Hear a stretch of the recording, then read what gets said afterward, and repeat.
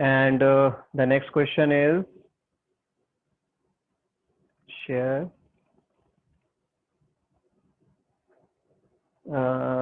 22 करना है, question number 22 बेटा. Read the question. Question number 22, read the question.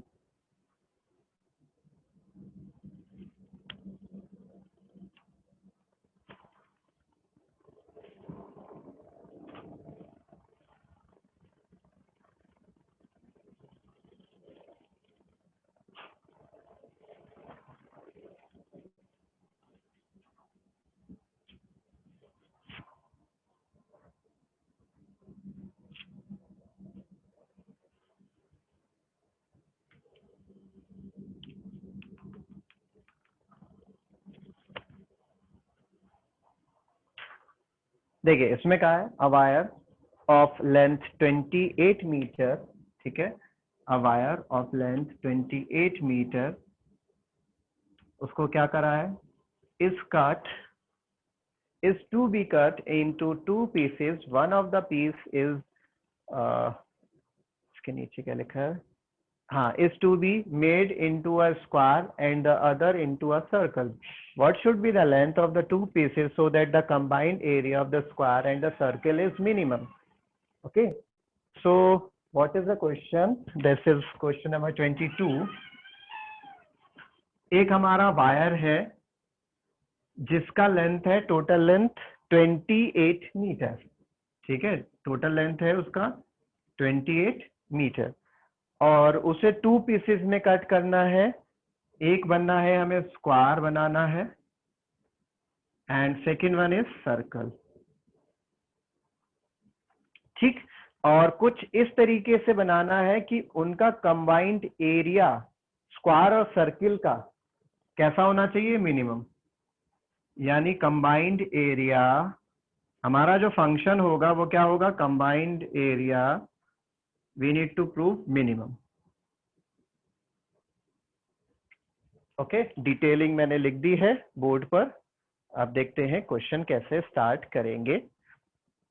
So here is the detailing, ये हमारा डिटेलिंग लिख दिया है. अब देखिए यहाँ पर उन्होंने क्या बोला है, एक वायर है, कोई भी एक वायर है, उस वायर के दो पीस किए. ठीक है, एक बनाया स्क्वायर, उस वायर को इस तरीके से स्क्वायर बना दिया और एक को बेंड करके हमने सर्किल बना दिया. अब कितना कितना डायमेंशन लिया जाए, मतलब दो पीस किए, वो दो पीस कितने लिए जाएं जिससे कि उनका कंबाइंड एरिया कम से कम रहे. एक कभी कभी पूछते लार्जेस्ट, यहाँ उन्होंने मिनिमम पूछा. कंबाइंड एरिया मिनिमम हो, मतलब किस तरीके से उन दो पीसेस की लेंथ ली जाए, किस तरीके से उन दो पीसेस की लेंथ ली जाए कि हमारा कंबाइंड एरिया कैसा हो, मिनिमम हो. तो हम क्या करते हैं, लेट करते हैं कि इसके दो पीसेस लेट कर लेते हैं. ऑब्वियसली एक पीस x लेट कर लेते हैं, तो दूसरा पीस का लेंथ कितना होगा बेटा, बताओ. What will be the length of the second piece? 28 very good, 28 minus x, unit वही मीटर लग जाएगा. ठीक है, तो x वाले से क्या बना लेते हैं, x वाले से क्या बनाए बेटा, स्क्वायर बना लेते हैं. ठीक है, इससे हम क्या बना लेते हैं, स्क्वायर बना लेते हैं. हमारे हाथ में it is up to us कि हम उसका डायमेंशन क्या लेते हैं. इससे स्क्वायर बना लेते हैं. ठीक, और इससे क्या बना लेते हैं, सर्कल. ठीक है ना. तो लेट करता हूं सबसे पहले कि साइड ऑफ स्क्वायर. ठीक, और सर्कल के लिए चाहिए होता है रेडियस ऑफ सर्कल. ठीक, और क्या चाहिए होगा, कंबाइंड एरिया. कंबाइंड एरिया को मैं डायरेक्ट ए लिख देता हूं, combined area. Side of the square कितना लेट करूं, ए लेट नहीं कर सकता क्योंकि ये थोड़ा सा मुझे कांस्टेंट लगेगा, थोड़ा सा क्या पूरा कांस्टेंट लगेगा. वाई लेट कर लेता हूं. ठीक है ना.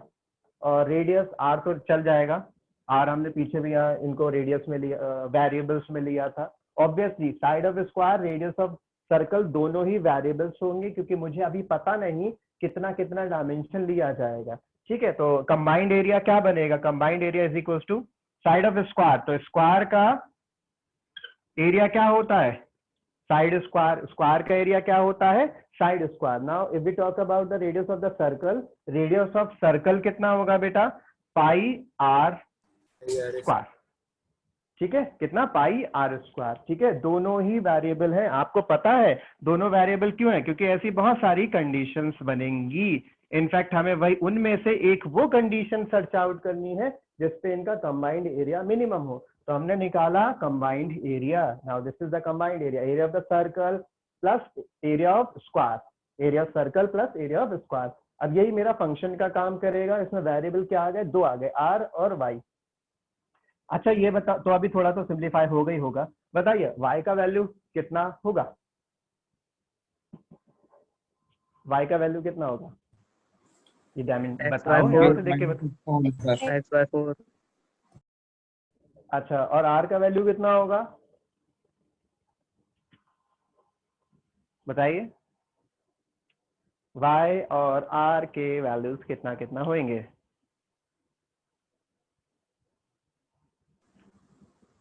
देखिए, अच्छा बताओ बताओ, जल्दी से बताओ।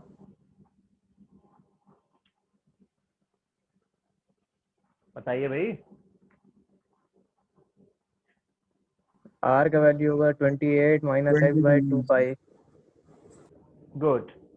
जनरली गलती बच्चे क्या करते हैं, बोले वाई स्क्वायर, वाई मेरा साइड स्क्वायर का एक्स स्क्वायर बन रहा है, तो वाई की जगह एक्स रख देते हैं, जो जनरली बच्चे गलती करते हैं। दूसरे और उसके साथ रेडियस, बोले रेडियस ऑफ सर्कल आर है, यहाँ पर आर लगाया है, सर्कल बन रहा है, सर्कल का रेडियस हो गया 28 माइनस एक्स, जो कि गलत हो जाएगा। एक्चुअली अभी मुझे निकालना पड़ेगा, क्या निकालना पड़ेगा? वाई और रेडियस आर का वैल्यू मुझे अभी निकालना पड़ेगा। कैसे निकालना पड़ेगा? आपने बिल्कुल ठीक बताया, बिल्कुल वैसे ही निकलेगा भाई। जो एक्स डायमेंशन थी उससे स्क्वायर बन रहा है, तो वो एक्स डायमेंशन क्या रिप्रेजेंट कराएगी? उस जो लेंथ थी, इसको मैंने कट किया, कट करके एक पीस आया, उस पीस से स्क्वायर बनाया। तो इस तरीके से बेंड करके जब स्क्वायर बनाया होगा, तो दिस दिस दिस दिस, तो वो क्या, वो पूरा जो लेंथ होगा यानी पेरीमीटर, वो एक्स के इक्वल होगा, ना कि side. x is not the side of the square, that is representing the perimeter of the square। क्यों?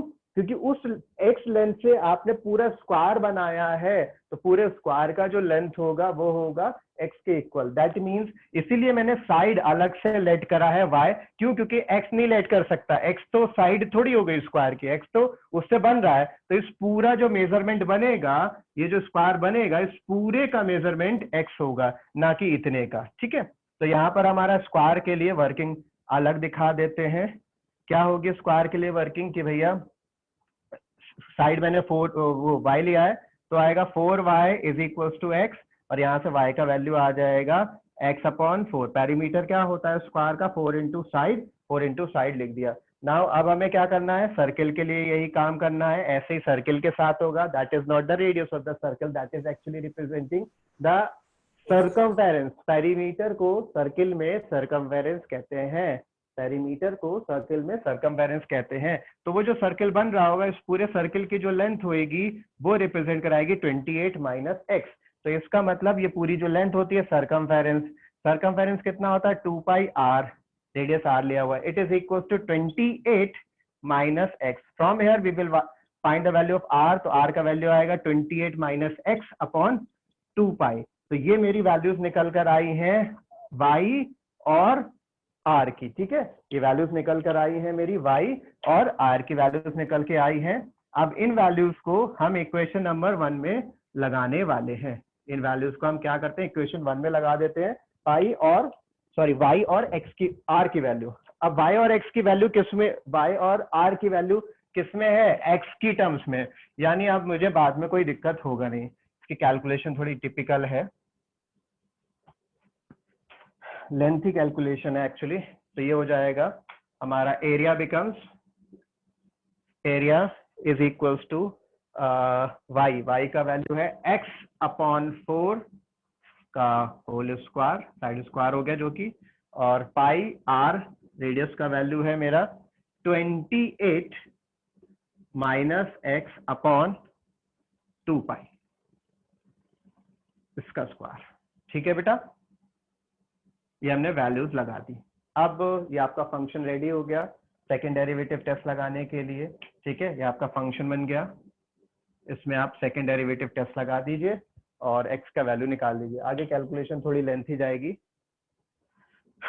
डिफरेंशिएट करने के लिए आप थोड़ा सा चेंज कर सकते हो, उसमें कांस्टेंट बाहर निकाल दो, 1/16 एक्स स्क्वायर, डिफरेंशिएशन कभी गलत नहीं होगा, फिर पाई/4 पाई स्क्वायर 28 minus x का whole square. So after simplification it will be equals to x square upon 16 plus 1/4 पाई। आप डिफरेंशिएट कर लीजिएगा यहाँ से, वरना ऊपर आप गड़बड़ कर दोगे डिफरेंशिएशन। ठीक है, यहाँ से आप इसमें टेस्ट लगाइए जल्दी से, सेकेंड डेरिवेटिव टेस्ट।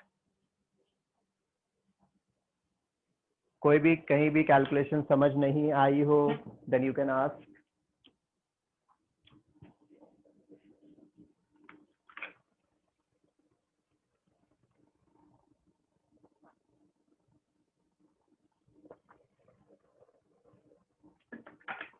सर ये कंबाइंड एरिया सर मिनिमम कैसे?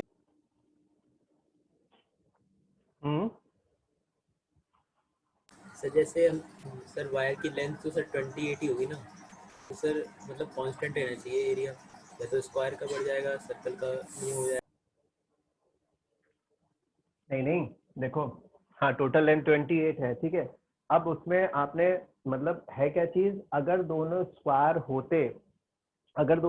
होते तो कोई फर्क नहीं पड़ता, आप कितना भी डायमेंशन ले लो। लेकिन एक सर्किल है, एक स्क्वायर है, अगर मैंने इसकी डायमेंशन उठा के इसे दे दी और या फिर इसकी डायमेंशन इसमें इंटरचेंज कराई, जो कि यहाँ होगा, तो दोनों में फर्क आ जाएगा। मतलब अगर आप निकाल के देखना वैल्यू को, मान लो अगर 10 और 18 लिया, एक का लेंथ 10 लिया और एक का 18 लिया, अब मैंने क्या किया, 18 और 10 को इंटरचेंज करा दिया, तो जो दोनों का कंबाइंड एरिया बनेगा वो बहुत डिफरेंट बनेगा, बिकॉज ऑफ दिस सर्कल में मतलब आपका ये बेंड होता है ना, सर्कल बनाता है, तो एरिया में फर्क आ जाता है। ऐसा नहीं है कि नंबर वाला चीज नहीं चलेगा कि अगर इधर इतना दिया, मतलब इधर 10 दिया इधर 18 दिया, अब इनको पलट देंगे तभी भी कोई फर्क नहीं पड़ेगा, काफी फर्क पड़ेगा, आप निकाल के देख सकते हो। आप क्या करो, कोई भी डायमेंशन यहाँ और यहाँ ले लो, फिर उन डायमेंशन को ऑल्टर कर लो, एरिया का फॉर्मूला पता ही होता है, फटाफट निकालोगे, दोनों वैल्यूज बहुत ज्यादा वेरी करेंगे।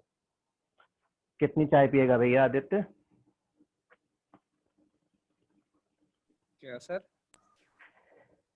हाँ, तब से चाय पी रहा है। तब से कहाँ सर, अभी तो उठाई।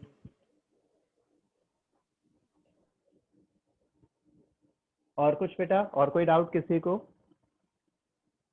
और आगे कंटिन्यू करो, इसके आगे कंटिन्यू करना है बेटा, डिफरेंशिएट वगैरह खुद करना है आपने।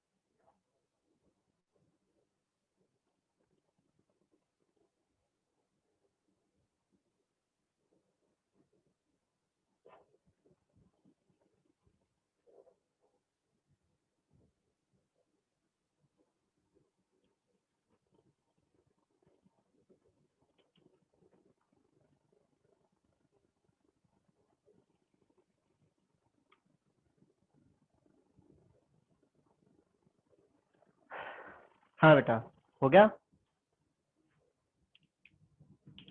डिफरेंशिएट करा आपने तो ये मेरा बनेगा d a over d x is equals to 2x 1/4 pi as it is रहेगा।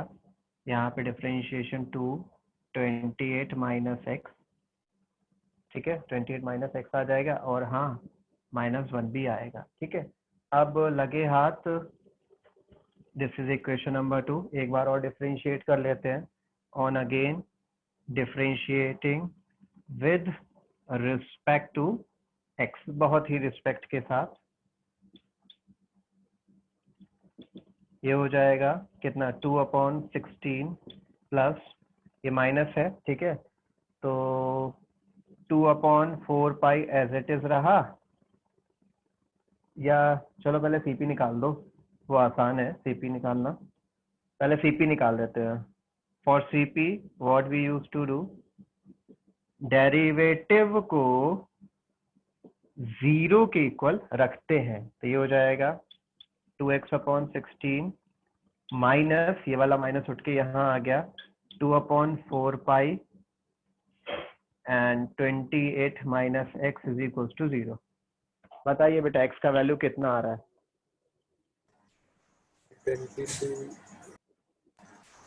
224/2 प्लस 8।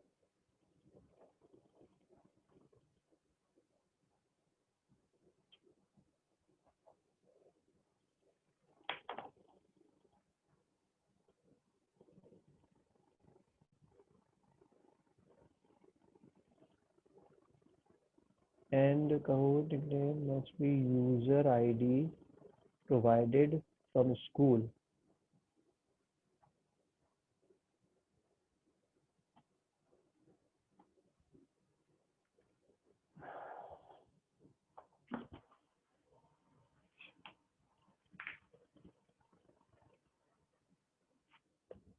इसे कंटिन्यू करो बेटा, मुझे एक कॉल करना है, ठीक है। इसको सीपी निकालो, दोबारा डिफरेंशिएट करो, ठीक। एक्चुअली कंपटीशन चल रहा है ना, उसके रिगार्डिंग फोन करना है, मैसेज आया।